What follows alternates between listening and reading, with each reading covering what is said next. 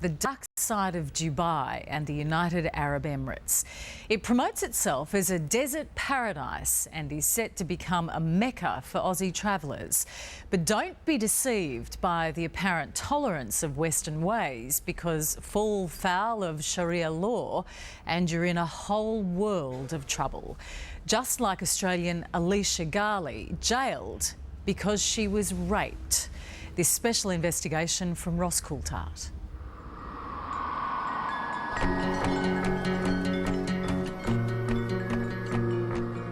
Preparing for the big flying kangaroo to land here in Dubai is unreal. I can't wait to see it out there. Soon, many more Australians will be visiting. It feels like things just grow up out of the desert overnight. So it's been amazing to see all the changes. But there's more Australians need to know about Dubai and the United Arab Emirates. Now with the Qantas deal, there are going to be more Australians who are going to be getting into trouble in the UAE. Sex outside marriage, holding hands, even kissing someone on the cheek can be enough to have you arrested. A kiss on the cheek and you go to jail? A kiss on the cheek and you can go to jail. The worst horror stories are when women are raped and they go to the police to report the incident, and they are then accused themselves of having sex outside marriage, charged with the crime and possibly imprisoned. Tonight, Alicia's story. You obviously hadn't expected to see her again, had you? You thought it was possible she might die. Absolutely, absolutely. And I couldn't do a thing about it. My darling girl. She looks so beautiful.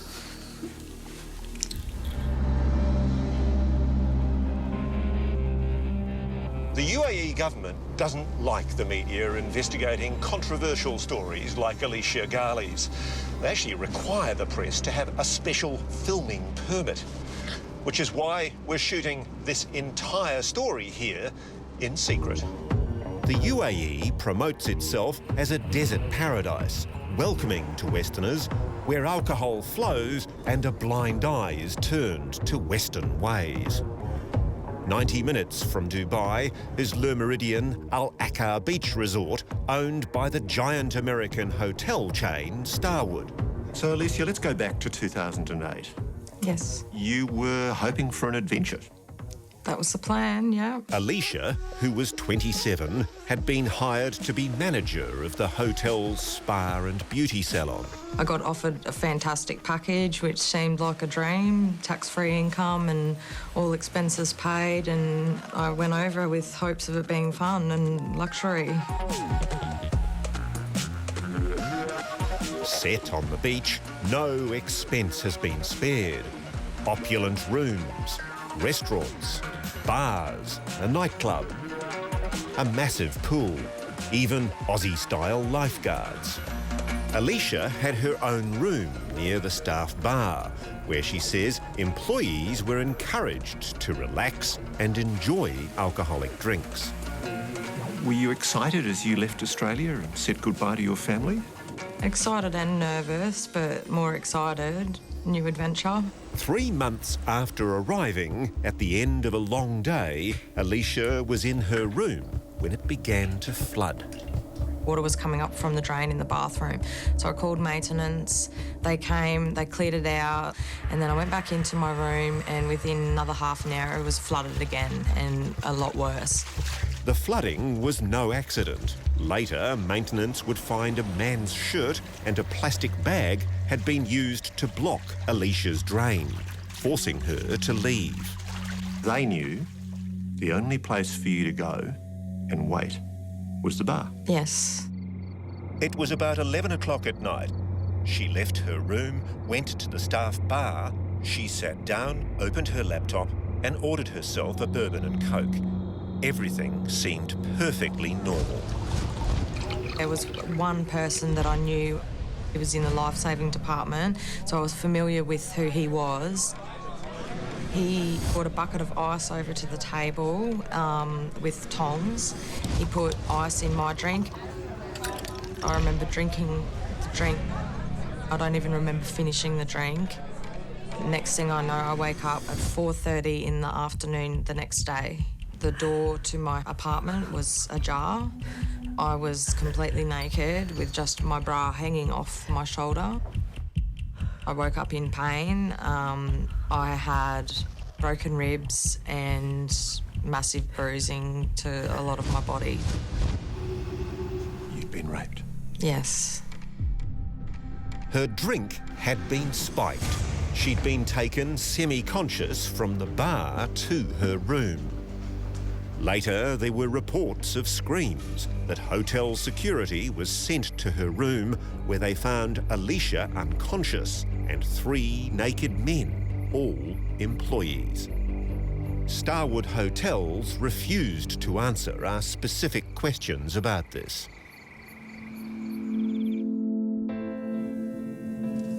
There are 2 people who know what happened to Alicia Gali that night, and I've had to come all the way to the fjords of Norway to get their story. Egyptians Nasser and Nazmar worked at the hotel where they befriended Alicia. After the attack, she confided in them and showed them her injuries. She looked very upset. She's in shock. She's very tired. And crying too much. When she come to our house, she saw Nazma, her body and what happened. She looked very bad. ورتني جسمها كان في علامات كتيرة. Alicia went here in the hotel to a senior manager and told him that she wanted to report the rape to police, and she asked for help to go to the hospital for treatment. He said, if you go to the police, you could be in trouble because you had a drink. And so he sort of made me a bit scared. Did he tell you at that stage that it was a criminal offence for you to drink alcohol? No, he just said that you might have some issues with the police. Did anybody from your employer say, Alicia, this country has crazy laws. We're going to get you out of the country and get you to good medical help overseas. This is our proposal. Was there anything like that? No, nothing like that at all. They didn't even talk about giving me my passport back or giving me an option to leave. I said, if I want to go home, how do I go home? And they said that I had a debt to them because they'd flown me over and... You're kidding? Yeah, they'd flown me over and paid my accommodation and all that, and I hadn't worked long enough to recover those expenses. So you've been raped? Yes. You're asking for your passport so you can get medical assistance? Yes. And they're saying you owe them money? Yes. Badly injured and in shock, Alicia was made to feel as if she was to blame. When she tried to go to the human resource manager office, he refused to meet her. And did you witness that yourself? Yes, yes. Confused and frightened, Alicia rang the Australian consulate here in this high-rise in Dubai. She didn't know what to do. She needed help from the Australian government. She didn't get it. In legal documents, the woman Alicia spoke to at the consulate is identified as Gail Miller. All she said to me is reconsider your need to be in the country at this time, and that if I had been drugged, there could be issues with drug laws in the country and that I could face life imprisonment. And I explained to her that the hotel was holding my passport and that I couldn't go anywhere. Did she offer you an emergency passport to get you out of the country? No. No. She tried to get help, didn't she, from both the hotel? Yes. And the embassy? Yes. What do you think of the help she received? Alicia was neglected. Sue is Alicia's mum. Back in Australia, all she could do was try and comfort her daughter over the phone. She'd say, I don't know what to do. I said, I don't know what to do. I couldn't help her. Alicia Gali was in a strange country with no one to turn to and no one knew of her plight. And that's because the Australian government was actively trying to suppress her story. They told her family not to speak to the media, not to make a fuss. At the same time, hotel management was applying its own pressure. warning her against going to hospital or the police. But the pain of her injuries became too much. I was in agony. I had 4 broken ribs on one side. Four broken ribs. I went to the hotel and said, I'm going to have to go to the hospital. They, at that point, said, well, the police will become involved. They became quite aggressive towards me. So the hotel didn't even help you to go to the hospital? No. I called a taxi on my own. At this hospital, Alicia was examined. Her injuries consistent with being bashed and raped. They said, do you want to tell the police so that the men can be arrested? And I said, the hotel told me that I might have some issues with the fact that I had a drink. And they said, no, don't worry about it. You're a Christian, you're not Muslim, it's fine. You report the rape. What Alicia didn't know is that being raped was essentially the same as having sex outside marriage where the sex is consensual, and that she would be charged with the same offence as those who assaulted and raped her. Michelle James is Alicia's Australian lawyer. It was Islamic Sharia law that would now determine Alicia's fate and the fate of the men who'd raped her. My understanding is that for there to be a conviction of rape in the UAE, that there need to be 4 adult male Muslim witnesses who can provide evidence that the sex was non-consensual. You're kidding. That's my understanding. So a woman can only prove that she has been raped if there are 4 adult Muslim men watching the rape. Who are prepared to say that the sex was non-consensual.